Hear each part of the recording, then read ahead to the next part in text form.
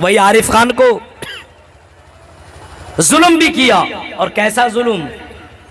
دہیج تو لے ہی رہا تھا, ڈیمانڈ پہ ڈیمانڈ تو کر ہی رہا تھا, روز مانگ ہی رہا تھا.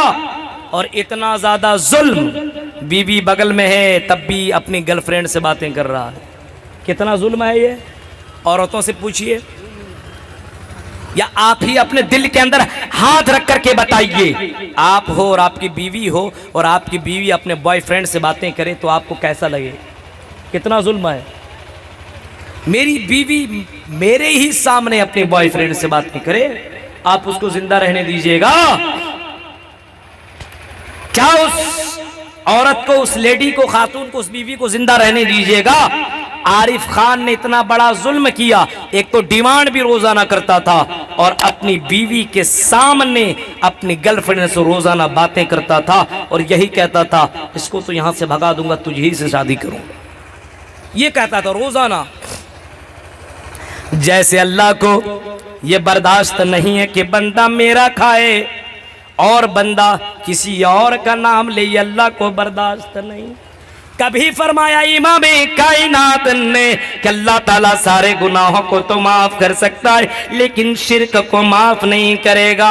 رب نے فرمایا آئی میرے بندے تو سب کچھ کر لینا لیکن شرک مت کرنا, یہ پاپ میں کبھی بھی برداشت نہیں کروں گا, یہ کبھی بھی معاف نہیں کروں گا. تم میرا کھاؤ, میرا پیو, میری زمین کے اوپر چلو, میری دی ہوئی نعمتوں کا تم فائدہ اٹھاؤ, اور کسی اور سے بیٹا بیٹی مانگو, کسی اور کے سامنے تم سجدہ کرو, یہ میں برداشت نہیں کر سکتا ہوں. یہی معاملہ میاں بیوی کا ہے. بیوی بھی برداشت نہیں کرتی ہے کہ اس کا شوہر اس کے ہوتے ہوئے کسی اور لڑکی سے باتیں کرے, یا شوہر اس بات کو برداشت نہیں کرتا ہے کہ اس کی بیوی اس کے شوہر کو ہوتے ہوئے کسی اور بوائے فرینڈ سے باتیں کرے, یہ برداشت نہیں کرتا. لیکن عارف خان اتنا بڑا ظالم کہ بیوی کو اس طریقے سے پریشان بھی کیا کرتا تھا, دھکے بھی دیا کرتا تھا, مارتا بھی تھا.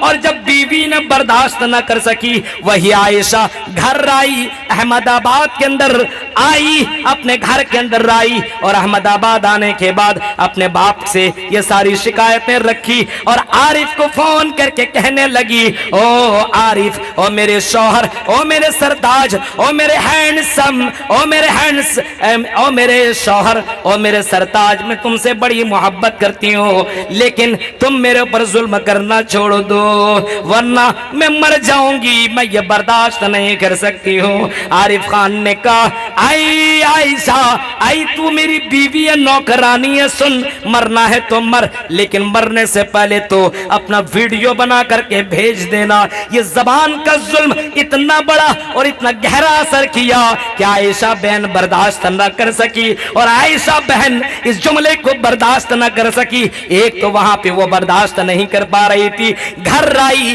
فون کر کے سوچی چلو اپنے شوہر کو کم سے کم مائل کر لوں, لیکن شوہر جب پگلا گیا ہو اور دماغ میں کسی اور کی بھوت سوار ہو, ہاں لنگور سے ہو جائے محبت تو حور کیا چیز ہے.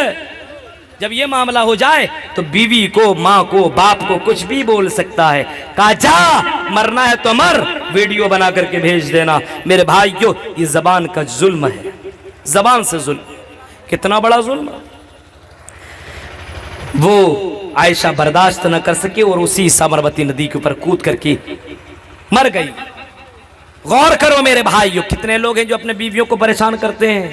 تمہارے باپ نے کیا دیا ہے, کیا دیا؟ یہ اپنی بیوی کو تم مرد کہلاتے ہو, مرد ہو تو کیوں فقیر کی طرح مانگ رہے ہو؟ زکوٰۃ اگر مانگنا ہی تو زکوٰۃ مانگو, مدرسوں میں اور جلسوں میں جیسے چندہ ہوتا ویسے تم بھی چندہ مانگو. جہیز کیوں مانگتے ہو؟ یہ بھی تو ظلم ہے, یہ بھی تو عورتوں کے اوپر ظلم ہے.